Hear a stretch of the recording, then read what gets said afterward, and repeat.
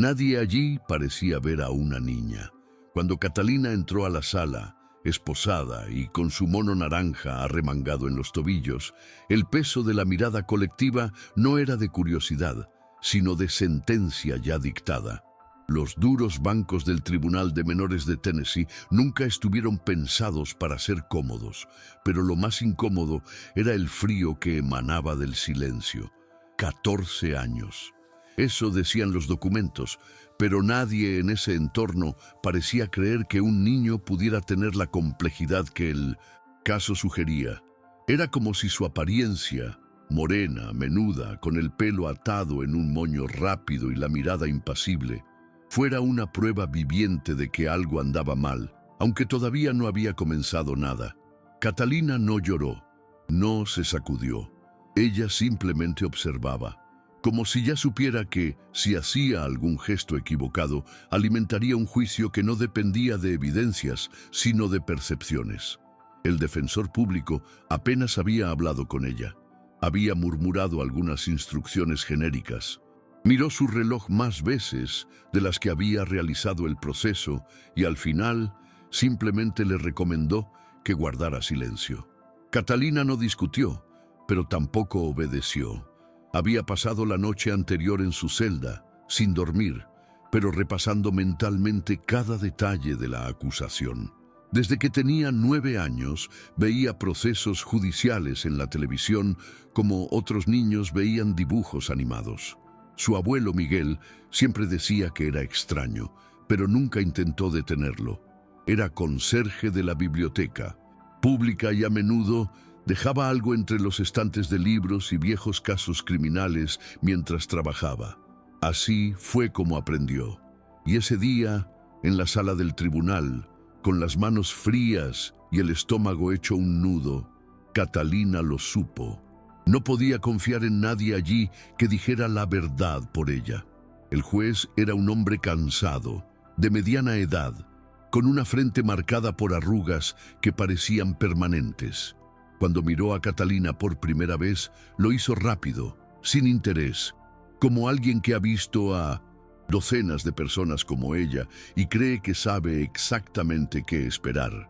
El fiscal, por el contrario, estaba visiblemente dispuesto a ganar, no a escuchar. Había una carpeta llena de impresiones, imágenes borrosas de una cámara de seguridad y una línea de tiempo que, aunque endeble, era lo suficientemente convincente para cualquiera que quisiera creerla. Catalina observaba todo, pero sin demostrarlo. Cada frase de la acusación era absorbida y analizada por ella como quien arma un rompecabezas. No, interrumpió, no reaccionó, pero en el interior, cada pieza extraviada ya hacía saltar una alarma. Ella no estaba allí para pedir perdón. Estaba allí para demostrar que el error no era suyo. El vídeo presentado era de baja calidad, granulado, casi gris.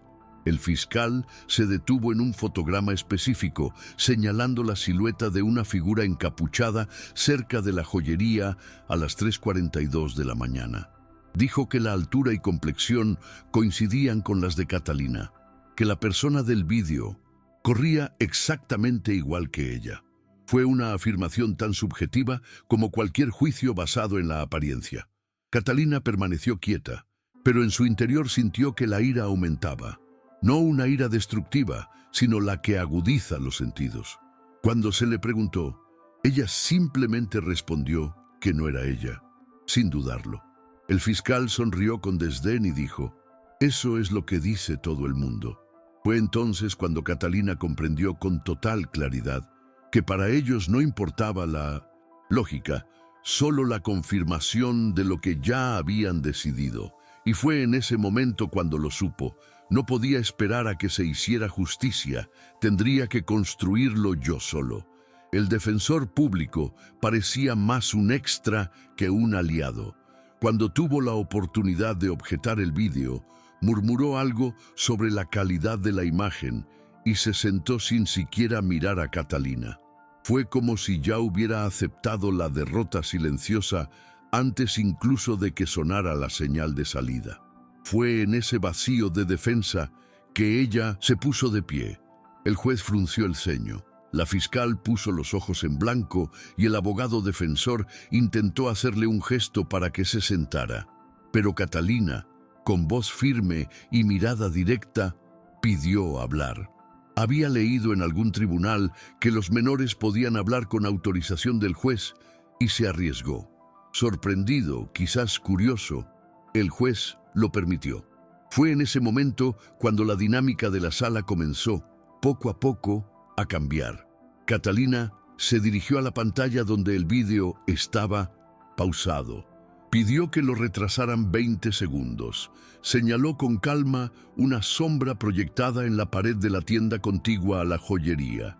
Dijo que esto indicaba la presencia de un segundo individuo, fuera del campo de visión directo, que nadie había mencionado. Luego se dio cuenta de que la cámara de la calle de enfrente mostraba un coche estacionado solo 2 minutos, información que no coincidía con la hora estimada del crimen. El juez se movió en su silla. El fiscal pidió una objeción, pero Catalina no estaba haciendo ninguna acusación, solo estaba señalando lo obvio que nadie allí había notado. Fue como si por primera vez vieran al acusado, no como un símbolo, no como un número en un proceso, sino como una mente activa, y eso los desconcertó. El silencio en la habitación duró unos segundos, pero parecieron mucho más largos. Catalina regresó a su silla sin prisa, consciente de que había provocado una importante perturbación en el previsible guión de aquel juicio. El juez se aclaró la garganta, pidió revisar el videoclip una vez más y tomó algunas notas. La fiscal intentó recuperar el control diciendo que el acusado era creativo, pero la frase no tuvo el efecto deseado. Creativo o no, lo que Catalina había mostrado era real y fundamentalmente había sido ignorado por todos los adultos a quienes se les pagaba para ver esos detalles. El defensor público, que hasta entonces había permanecido inerte, se inclinó ligeramente hacia su lado y le susurró: ¿Cómo viste eso? Ella no respondió. Él simplemente miró hacia adelante con la expresión de alguien que sabe que esa pregunta se formularía muchas veces. El testigo clave fue un guardia de seguridad nocturno que afirmó haber visto a alguien corriendo cerca de la tienda en las primeras horas del crimen. Llevaba gafas de sol incluso dentro de la sala del tribunal. Tenía la voz vacilante y parecía más nervioso que Catalina. Cuando lo llamaron, apenas pudo respaldar su propia versión. Dijo que pensó que era una niña y que se parecía al acusado. Catalina pidió, con permiso del juez, hacerle una pregunta directamente. El defensor intentó protestar, pero fue ignorado. Ella preguntó con calma: ¿Puedes decir con seguridad que era yo quien estaba allí? El hombre vaciló. No estoy seguro. Eso parecía. Luego señaló que él había manifestado previamente que el lugar estaba oscuro y que solo vio a la persona de reojo, desde atrás. Eso fue suficiente para dejar claro que el testimonio era más dudoso que convincente. La fiscal, al darse cuenta de que los cimientos de su caso empezaban a desmoronarse, intentó redirigir el foco. Presentó el expediente académico de Catalina, señalando suspensiones pasadas por falta de respeto a la autoridad y conducta inapropiada. Intentó pintar un cuadro de rebelión, como si eso validara una acusación criminal. Catalina escuchaba todo en silencio, pero por dentro sentía el viejo nudo en el pecho, no de culpa, sino de frustración. Ella sabía que, para mucha gente allí, lo que más importaba no era lo que hacía o dejaba de hacer, sino lo que representaba. Una chica latina, de origen humilde, que se atrevía a cuestionar las cosas. Al final del discurso del fiscal, Catalina pidió aclarar algo. Ella dijo que sí, que ya la habían suspendido, y explicó el motivo. Defender a sus compañeros del acoso y discutir con profesores que la trataban con desdén. Su voz no era agresiva, estaba claro, y era imposible ignorar el contraste entre lo que intentaban hacer de ella y lo que realmente era. El juez comenzó a cambiar su postura. Ya no hojeaba papeles mientras ella hablaba ni miraba con impaciencia su reloj. Había algo en la forma directa en que Catalina exponía los fallos del caso que imponía respeto, incluso viniendo de alguien tan joven. Señaló que en la tienda no había huellas dactilares suyas, que ni siquiera había una grabación de audio, ni testigos oculares que pudieran reconocerla definitivamente. Dijo que si todo lo que tenían era un video granulado y parece ella, entonces lo que estaba en juicio no era un delito, era una suposición. Eso resonó en la habitación como una burla. Por primera vez, no fue la acusación la que impulsó la narrativa, era ella. Y cada palabra desmantelaba con calma un castillo construido sobre el prejuicio y la prisa. Durante el descanso solicitado por el juez, el murmullo en los pasillos era inevitable. Los abogados susurraban, los funcionarios intercambiaban miradas e incluso el equipo de seguridad parecía más atento que de costumbre. Catalina estaba sentada sola en una silla de plástico en la esquina de la habitación. Nadie se acercó. Ni siquiera fue necesario. Lo que había hecho ya circulaba como si fuera una leyenda. Una niña de 14 años, sin abogado de verdad, derribando los pilares de toda una acusación con lógica y frialdad. No había arrogancia en ella, solo una calma desconcertante. Mientras otros buscaban resquicios o atajos, ella seguía centrada. Demostrar que lo que decían de ella no era más que un reflejo distorsionado de un sistema que elegía a los culpables antes de escuchar sus versiones. Cuando se reanudó la audiencia, el juez era diferente. Su voz, antes seca y burocrática, ahora tenía una cuidadosa firmeza. Pidió a la fiscalía que justifique punto por punto el vínculo directo entre Catalina y el crimen. La fiscal, visiblemente incómoda, tartamudeó mientras repetía argumentos ya debilitados. Dijo que, a veces, la evidencia habla por sí sola. Catalina no interrumpió, pero anotó mentalmente esa frase. Cuando tuvo la oportunidad, pidió responder. Dijo, si el conjunto de pruebas hablara por sí solo, no estaríamos aquí. Tendríamos pruebas claras, no interpretaciones. El juez la observó durante largos segundos antes de escribir algo en su blog. Ya nadie se reía, ya nadie lo trataba como si fuera un caso más, porque ya no lo era. Catalina sabía que no bastaba parecer inocente. Necesitaba desmantelar cada pieza de lo que habían construido contra ella. Luego pidió que le mostraran un mapa con la ubicación de la tienda en relación a su casa, que estaba a casi 4 kilómetros de distancia. Dijo que no había registro de que ella saliera de la casa esa noche y presentó el dato más simple y chocante. La pulsera de monitoreo que llevaba había registrado inactividad total durante el momento del crimen. Ningún miembro de la defensa había mencionado esto antes.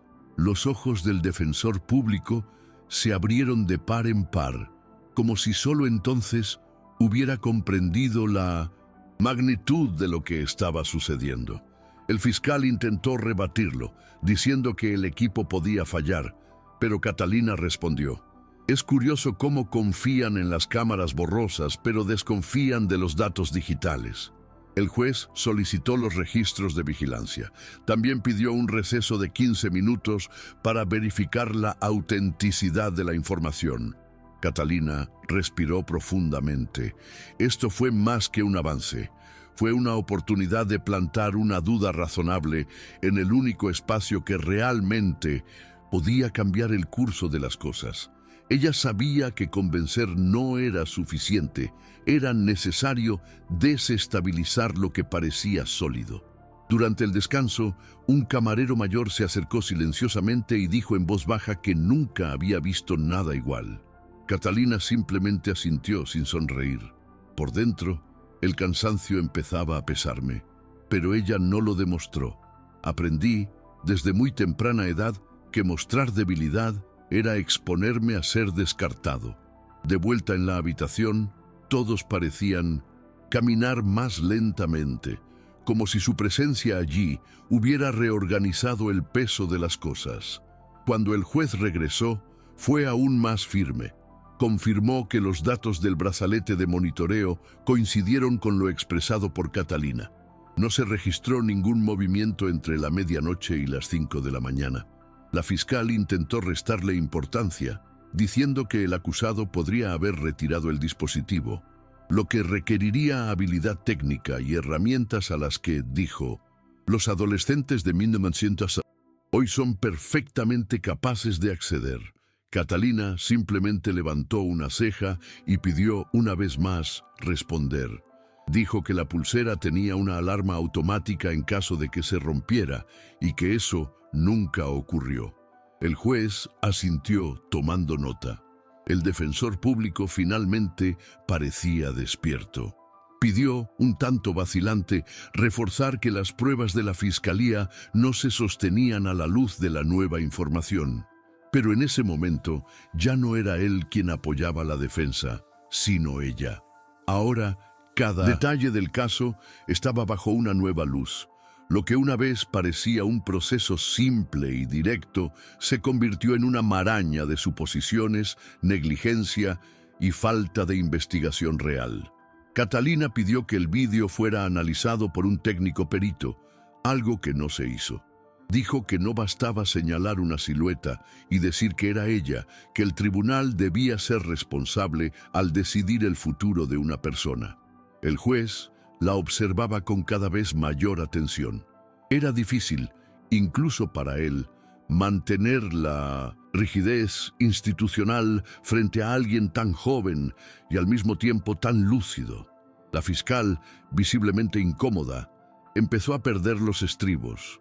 Habló de la excesiva confianza del acusado e incluso insinuó que Catalina pudo haber recibido ayuda externa. Fue interrumpido por una petición del juez de mantener la objetividad. A partir de ese momento, algo en la atmósfera de la sala cambió definitivamente. Ya no se trataba de un juicio cualquiera.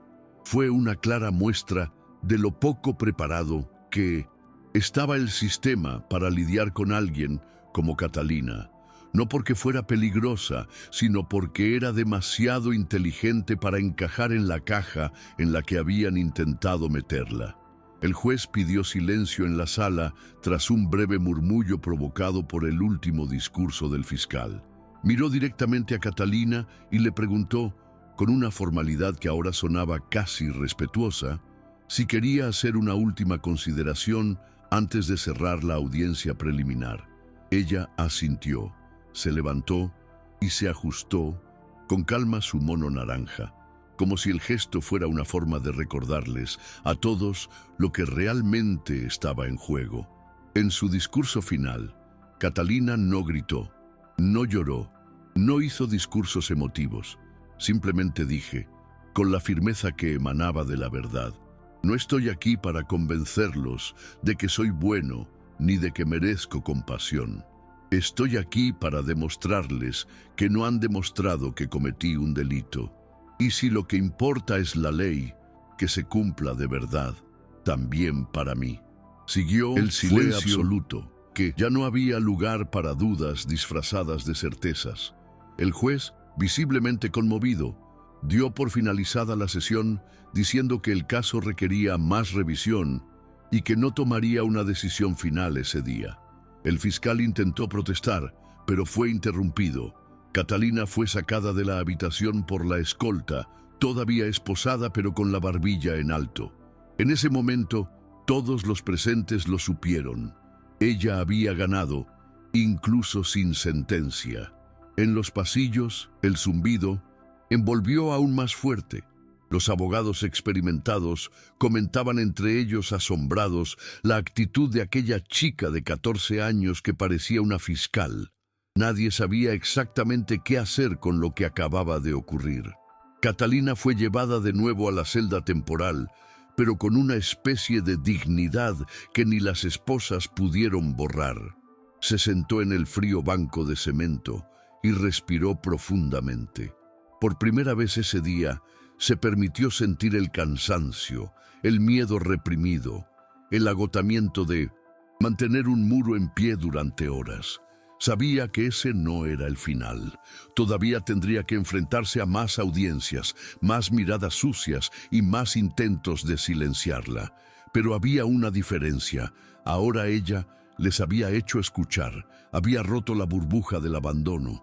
A última hora de la tarde, su abuelo pudo verla unos minutos. Sostenía, como siempre, un sobre con recortes de periódico y notas escritas a mano. Sus ojos estaban llorosos, pero intentó sonreír.